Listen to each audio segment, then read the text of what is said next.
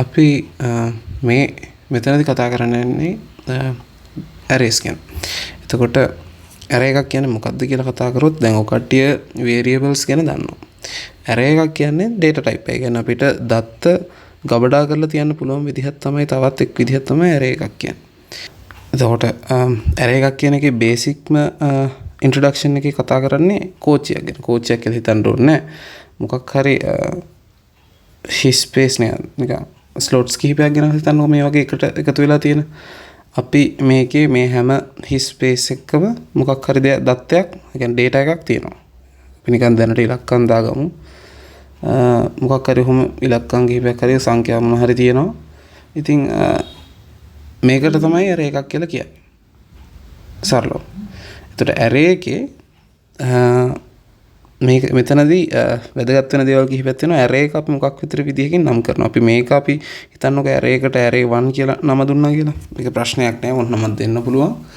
ඊට පස්සේ මේ එක එක datas මේ පේනවනේ එක එක his slot වල තියෙනවා.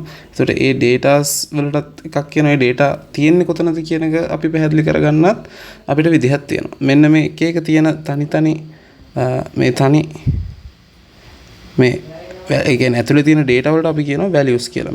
මේකේ තියෙන elements කියලා සමහරවිට කියනවා. මේ elements කියන්නේ කුලකයක elements වගේ මේ values කියලා කියනවා. එතකොට මේ values ඒ කියන්නේ අපිට මේ array එකේ මෙන්න මෙතන ඒ කියන්නේ දැන් හිතන්න මට 17 කොතනද තියෙන්නේ කියලා බලා ගන්න ඕනේ කියලා.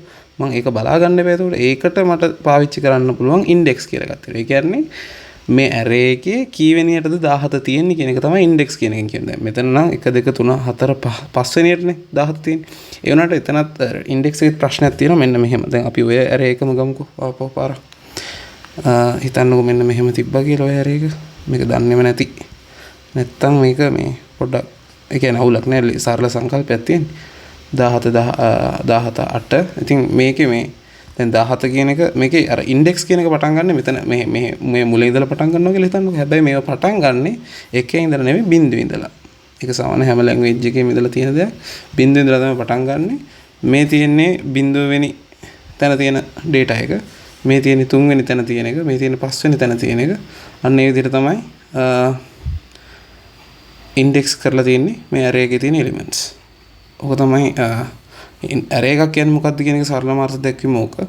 ඊට පස්සේ අපි එතනින් ඉස්සරහට ගියොත් එහෙම දැන් ඔකට value එකක් දන්නවා, index එක කියන්නේ මොකක්ද කියලා දන්නවා. දැන් හිතන්නකෝ මේ අපි කතා කරන්නේ array එකක් ගැන. array එකක් ඇතුලේ multi dimensional arrays කියලා જાතියක් තියෙනවා. ඒ කියන්නේ ඒක මහ දෙයක් නෑ. මේ multi dimensional arrays කියන එකේ තේරුම තමයි මේ ඒ කියන්නේ array එක මේ array එක ඇතුලේ elements තියෙනවා කියලා කිව්වනේ අපි. මේ අපි හිතමු මෙන්න මෙහෙම. දැන් මේ ඔන්න array එකක් තියෙනවා. මේකේ elements තියෙනවා. ඒකේ මොකක් හරි මේකේ element එකක් ඇතුලේ තියෙන්නේ තවත් array එකක් නා. ඒ කියන්නේ හිතන්නකෝ අර ඒ කියන්නේ නිකන් මේක ලොකු කුලකයක් නා මේ තියෙන්නේ මේක කියන එක මේ එක කියන එක ලොකු කුලකයක් නම් දෙක කියන්නේ ඒකේ මොකද්ද? මෙන්න මෙතන තියෙන උපකුලකයක්. ඒ කියන්නේ එහෙම හිතන්න පුළුවන්. ඒක මේක මෙන්න මේ තියෙන පොඩි කැලේ මෙන්න මේ කැලේ තමයි තියෙන්නේ. ඒකට ඒක අපි মাল্টি ඩිමෙන්ෂනල් array එකක් කියලා කියනවා. කියන්නේ අර දැන් සාමාන්‍ය මේ අපි ඉස්සෙල්ලා කතා කරපු array එක one dimensional array. ඒ කියන්නේ හැම එකෙම එක දත්තයක් ගන්න තියෙන්නේ. මේක හැබැයි මෙතන දැන් මේක මේ එක element එක අපිට හම්බුණා තව array එකක් ඇතුළේ තියෙනවා. ඒතකොට මේක two dimensional arrays. ඒ කියන්නේ arrays දෙක කොච්චර ඇතුළට යනවද කියන එකෙන් තමයි ඒක තීරණය වෙන්නේ. ඒතකොට මේක two dimensional array එකක්. තේරෙනවද? ඔක තමයි multi dimensional arrays කියන්නේ. ඔක ඕන තරම් ඇතුළට යන්න පුළුවන්. හරි. ඕක තමයි array එකක් කියන්නේ මොකක්ද කියන එක බේසික් මාත දැක්වීම ඕක.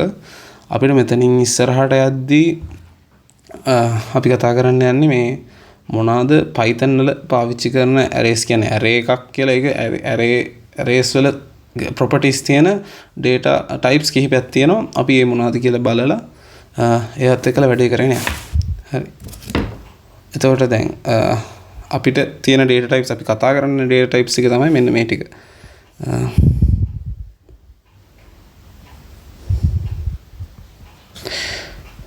types in Python මොනවද? පළවෙනිටම තියෙනවා අපිට කතා කරන list පට්ට වැදගත් වෙනවා මේවා.